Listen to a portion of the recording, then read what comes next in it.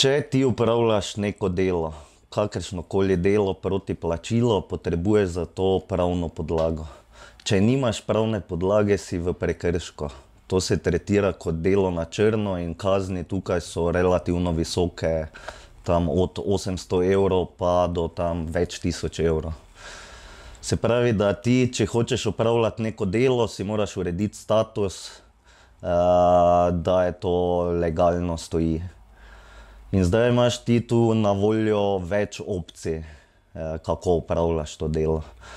In to je v bistvu ustavno zagotovljena pravica, pravica do ustanavljanja, kjer ti lahko kakršnokoli obliko gospodarskega subjekta ustanoviš.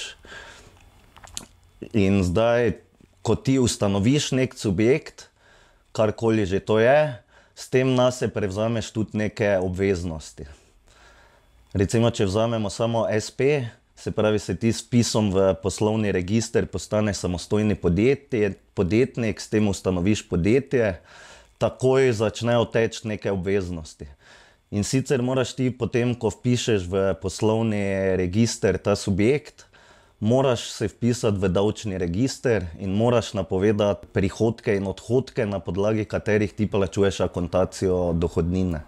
Če nisi zavarovan na drugi podlagi, se moraš vključiti v obvezna zavarovanja. In ko se ti vključiš v obvezna zavarovanja, moraš tudi plačevati potem prispevke. In če ti teh stvari ne urediš, sicer obveznosti tečejo, ti pa jih ne poravnaš, se ti s tem nabira dolg napram državi. In tukaj ni milosti. Sicer najprej dobiš neko opomin, ampak potem pa kar davčne izvršbe se ti vsedejo na račun, blokirajo račune. In to so tudi neki dolgi, ki so trajni. Tudi če ti potem prenehaš opravljati dejavnost in se izbrišeš iz davčnega registra in iz poslovnega registra, te kazni še naprej obstajajo. In to lahko tudi v končni fazi pripelje do osebnega stečaja. Ker pa potem vsi vemo, kaj to pomeni, da si praktično živiš na minimalnih prihodkih in je to nek dolgotrajen postopek, da se ti dolgovi morebiti izbrišejo, če se ti ni nujno. Ti tudi s tem, ko si nek gospodarski subjekt, imaš tudi pravice in ugodnosti. In če se teh pravic in ugodnosti ne zavedaš, praktično s tem sam sebi škoduješ in dejansko plačuješ več davščin in teh zadev, kot je potrebno. Fizična oseba in pa pravna oseba, to je neka zelo pomembna ločnica.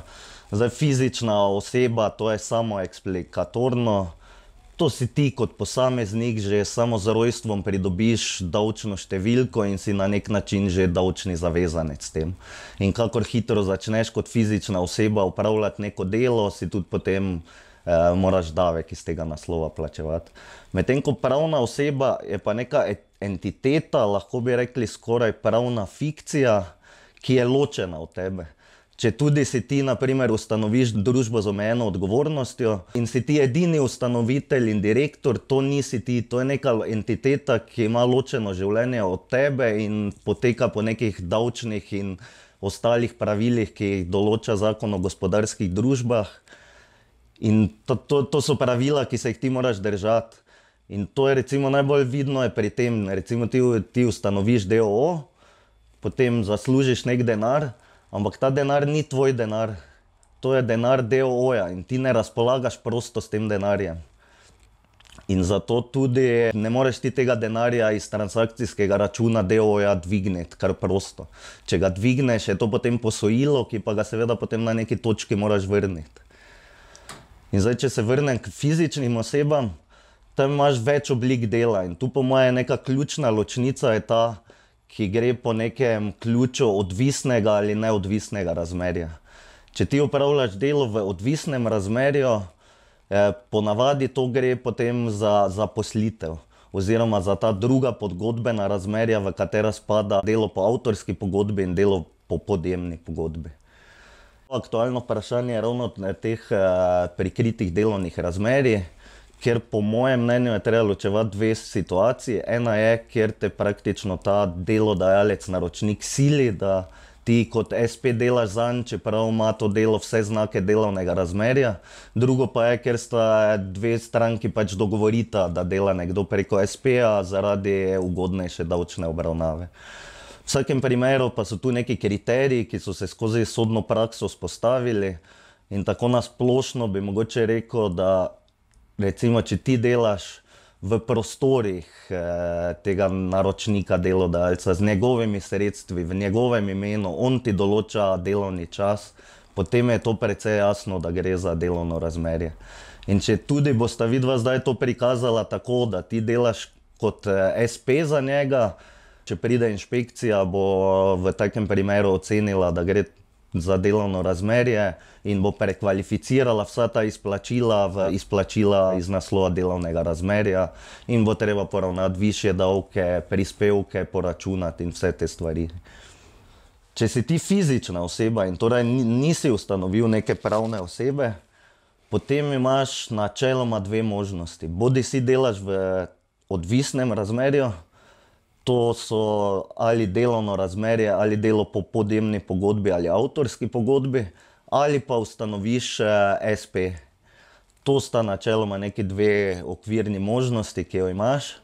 Zdaj neka bistvena razlika pri tem odvisnem razmerju je, da če ti ne ustanoviš SP-ja, potem v bistvu se ti s temi davki in temi zadevami ne ukvarjaš toliko, ker potem to naročnik oziroma delodajalec v tvojem imenu in plačuje prispevke in poravna vse davčne obveznosti in te zadeve. Ampak, če pa ti želiš kot nek samostojen subjekt nastopati, potem pa moraš ustanoviti SP in tu pa ti potem ne preostane drugega, kot da se registriraš v poslovni register Slovenije. Potem pa je treba tudi ločevati še dve stvari. In sicer klasičen SP in pa te SP, ki zahtevajo posebno registracijo. Zdaj v nekem čisto davčnem smislu bi celo rekel, da ni razlike med recimo samozaposlenim v kulturi in SP-jem. V smislu davčnega prava je to praktično enaka obravnava. Je pa razlika v tem, kako se ti registriraš. Medtem ko recimo SP registriraš na AJPES-u, se moraš za te neke tako imenovane specializirane poklice oziroma svobodne poklice registrirati pri pristojnem ministrstvu. Zdaj klasičen primer tega so samozaposleni v kulturi, ki se ne vpisujejo v AJPES svoje dejavnosti, ampak se registrirajo preko Ministrstva za kulturo, kjer morajo potem priložiti tudi svoje reference in te stvari in potem ministrstvo oceni, da pač zadostujejo tem kriterijem, da imajo ta status.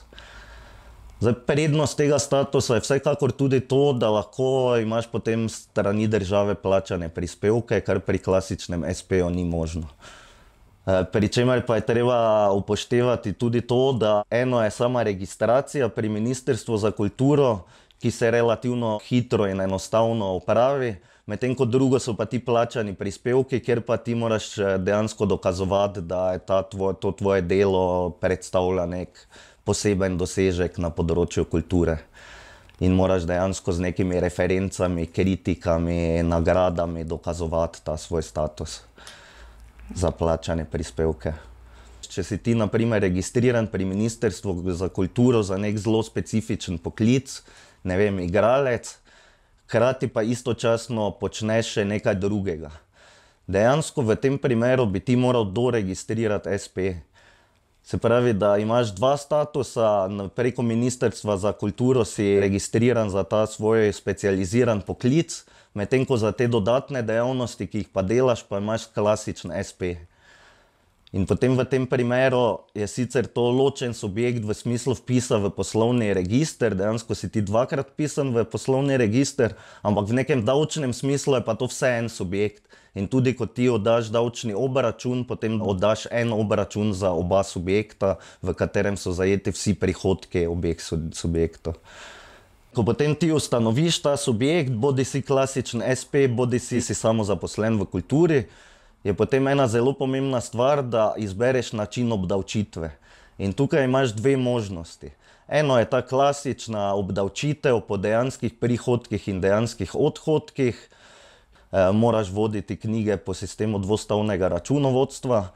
In to preprosto pomeni, da ti sešteješ prihodke, ki si jih ustvaril v davčnem letu, in sešteješ odhodke, ki si jih ustvaril v davčnem letu, dobiš razliko med njimi, ki se ji reče davčna osnova, potem ugotoviš, katere olajšave še ti pripadajo. Na primer splošna olajšava, ki vsem pripada, ki so zavarovani iz naslova dejavnosti, ali pa olajšava za vzdrževane družinske člane, na primer otroci in tako dalje. In potem odbiješ te olajšave in potem dobiš osnovo za določitev dohodnine. Pri tem klasičnem načinu obdavčitve obstaja ta progresivna dohodninska lestvica, ki se začne 16%, nadaljuje z 27% in tako naprej. In potem glede na ta tvoj rezultat in te meje, ki so določene v tej dohodninski lestvici, se ugotovi davek, ki si ga dolžen plačati. Zdaj ti že tudi med letom plačuješ akontacijo davka in potem se to na letni ravni sešteje. In potem se v bistvu ugotovi razlika med to akontacijo, ki si jo ti med letom plačal, in pa dejansko davčno obveznostjo. In v primeru, če je davčna obveznost večja, kot je plačana akontacija, doplačaš to razliko, v primeru, če je davčna obveznost manjša od plačanih akontacij, ti država vrne to razliko. Druga možnost je pa obdavčitev po dejanskih prihodkih in tako imenovanih normiranih odhodkih. To preprosto pomeni, da ti ugotoviš zgolj to, koliko prihodkov si ustvaril v davčnem letu, avtomatsko se ti pa prizna 80% normiranih odhodkov. Se pravi, če si ti v enem letu ustvaril 10 000 evrov prihodkov, se ti avtomatsko prizna 80% odhodkov, se pravi 8 000, se pravi, da je davčna osnova razlika med tema zneskoma je 2000 evrov. In potem na to razliko obračunaš davek v višini 20%, kar pomeni v resnici, da je efektivna davčna obdavčitev 4% od vseh ustvarjenih prihodkov. Kar je zelo ugodno, je pa treba tukaj poudariti, da pa se ti v tem primeru ne upoštevajo davčne olajšave. To je enkratni dokončen davek, ki je vezan zgolj in samo na prihodke. In tu je recimo neko zmotno prepričanje velikokrat, da je kar po avtomatizmu obdavčitev po dejanskih prihodkih in normiranih odhodkih boljša. Recimo tako iz lastnih izkušenj lahko povem, da v primeru nizkih prihodkov, tam med 10 in 15 000 evrov, se je še skoraj vedno izkazalo, da je obdavčitev po dejanskih prihodkih in dejanskih odhodkih ugodnejša, ravno zaradi vseh teh davčnih olajšav in tudi v končni fazi nekih stroškov, ki jih lahko uveljavljaš. Od recimo nadomestila za prehrano, ki si ga lahko izplačaš, do raznih najemnin, stroškov elektrike, komunale in teh zadev. Potem tudi, če hodiš na kakšna službena potovanja, lahko potne naloge si napišeš in izplačaš dnevnike in vse to gre v stroške. Poleg tega se tudi v primeru ugotavljanja davčne osnove po dejanskih prihodkih in odhodkih upoštevajo prispevki. In tako se potem velikokrat izkaže, da recimo, če imaš 10 ali 15 000 evrov prihodkov, dejansko je na koncu davčna obveznost nula. Zdaj pri sami tej priglasitvi normiranstva je potrebno poudariti, da je to treba opraviti bodisi takoj, ko se vpišemo v poslovni register, ali pa v 8 dneh od dneva vpisa v register. Če ta rok zamudimo, se za to leto ne moremo več ugotavljati davčne osnove na podlagi normiranih odhodkov. Davke fizičnih oseb imenujemo dohodnina. In tukaj v dohodnino spadajo praktično vsi prihodki, ki jih ti kot fizična oseba dosežeš. Ob koncu davčnega leta, tudi 31. marca se to začne FURS izdajati tako imenovane dohodninske odločbe oziroma informativni izračun dohodnine. V tem informativnem izračunu dohodnine so potem zajeti vsi prihodki, ki si jih ti kot fizična oseba v tem letu ustvaril. In to pomeni bodi si plače, ali si delal kaj po podjemni ali avtorski pogodbi, si dobival neko nadomestilo za brezposelnost, starševsko nadomestilo, karkoli, vse to je zajeto v dohodnini. In potem se vsi ti prihodki seštejejo, kakor tudi vse akontacije davka, ki si jih plačal, in se potem ugotovi dejanska obdavčitev na podlagi spet te progresivne dohodninske lestvice. Potem pa je treba tukaj še poudariti na eno razliko med klasičnim espejem in tako imenovanim normiranim espejem. Prihodki normiranega espeja se ne štejejo v to letno odmero dohodnine. Če si ti normiranec, plačaš tisti davek, ki ga napoveš v davčnem obračunu, in je to enkratni in dokončni davek, in potem tukaj ni več nobenih doplačil kasneje. Medtem ko pa, če si ti klasičen espe, ti narediš davčni obračun, obračunaš in poračunaš davek, ampak če si še ti ustvarjal neke prihodke iz drugega naslova, se ti potem to v dohodninski odločbi še enkrat vse skupaj sešteje in temu primerno obdavči.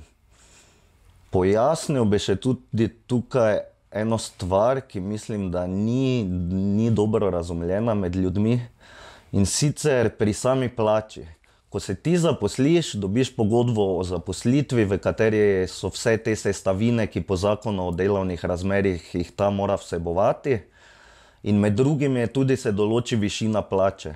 In plača je vedno, tudi v vseh pravnih dokumentih in kjerkoli, izražena kot bruto plača.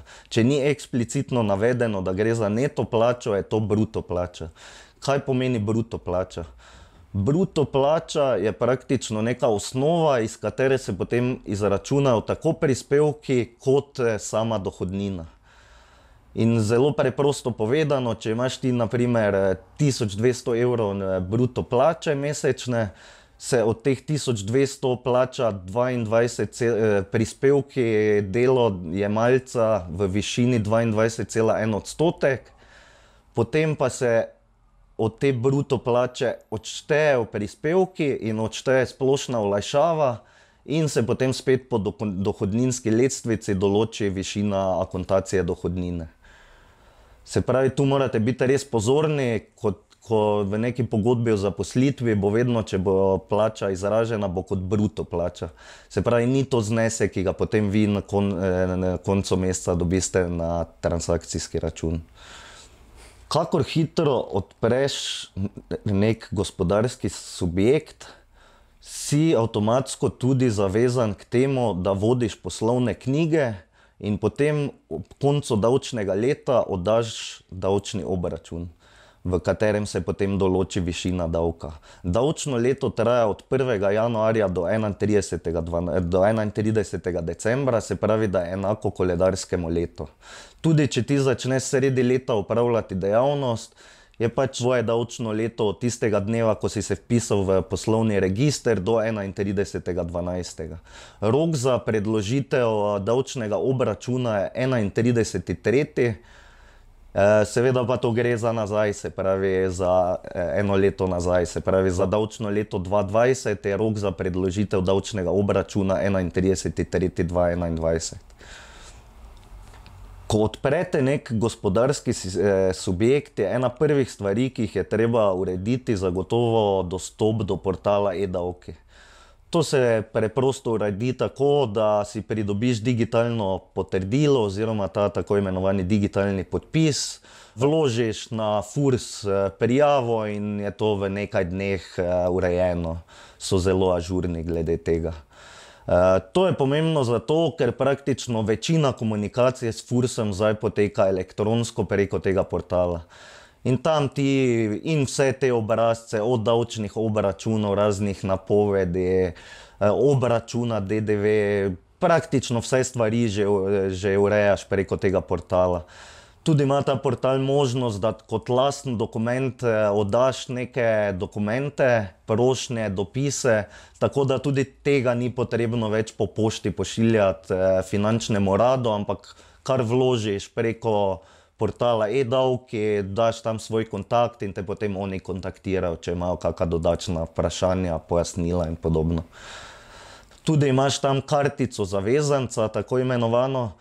To preprosto pomeni, v tej kartici so prikazane vse tvoje obveznosti, ki jih imaš do finančnega urada in vsa plačila. In tam dejansko vidiš svoje realno stanje v smislu dolgov oziroma obveznosti. In tam lahko v kateremkoli trenutku preveriš, če si kaj dolžen državi oziroma če je ona tebi kaj dolžna.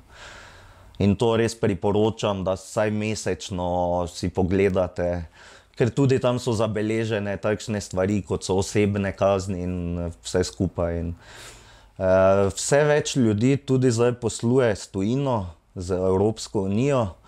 In ne glede na to, kakšnem statusu ti posluješ s tujino, se zelo velikokrat pojavi ta problem, da ti moraš postati tako imenovani atipični zavezanec za DDV.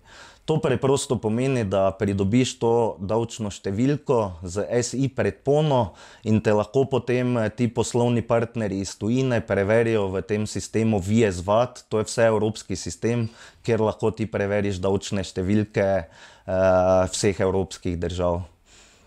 To je pomembno predvsem zato, recimo se pojavlja dostikrat, če ti, ne vem, oddajaš nepremičnine preko portala Airbnb, prodajaš neke svoje izdelke preko portalov, kot so Etsy. So začeli ti portali zahtevati to davčno registracijo kot atipični zavezanec. Ker ko ti ponavadi, ko ti posluješ preko teh portalov, ti oni izdajo račun, v katerem obračunajo svojo storitev, bodisi gre to za posredništvo, za oglaševanje ali karkoli že. In potem dejansko po veljavni zakonodaji si ti kot prejemnik te storitve dolžen od tega obračunati in plačati DDV. In če tega ne storiš, si v prekršku. Tako da vam svetujem, če poslujete z Evropo, če redno poslujete z Evropo, da si res uredite to zadevo, no. Ker je tudi vedno več kontrol z tega področja, ti portali tudi pošiljajo podatke finančnemu uradu. In če delate v tujini, če ste zaposleni v tujini in podobne stvari, ali pa greste za pol leta nekaj delati v tujino, se morate zavedati, da ste kot davčni rezident Slovenije tudi v Sloveniji dolžni plačati davke od teh dohodkov. In tu je pač ta zmota, ker marsikdo misli, da tisto, kar dela v tujini, nima veze z Republiko Slovenijo, ampak to ne drži. Te prihodke moraš ti prijaviti finančnemu uradu, bodisi v ugovoru k informativnemu izračunu dohodnine, bodisi moraš sam vložiti do 31.7. napoved dohodnine. In tudi bi še poudarjal, da država Slovenija in večina teh evropskih in večjih držav, ki so članice OECD, imajo to tako imenovano avtomatično izmenjavo davčnih podatkov, kjer dejansko tuji davčni uradi te podatke o ustvarjenih prihodkih v tujini javljajo slovenskemu finančnemu uradu. Če vam pride do kakih nejasnosti in nimate profesionalnega računovodstva, na katero bi se lahko obrnili, oziroma do kakršnihkoli težav, pa vam res priporočam, da kontaktirate klicni center FURS-a. Po mojih izkušnjah so zelo kooperativni in do zdaj smo vse težave rešili tako ali drugače, ampak ponavadi brez nekih težav, no.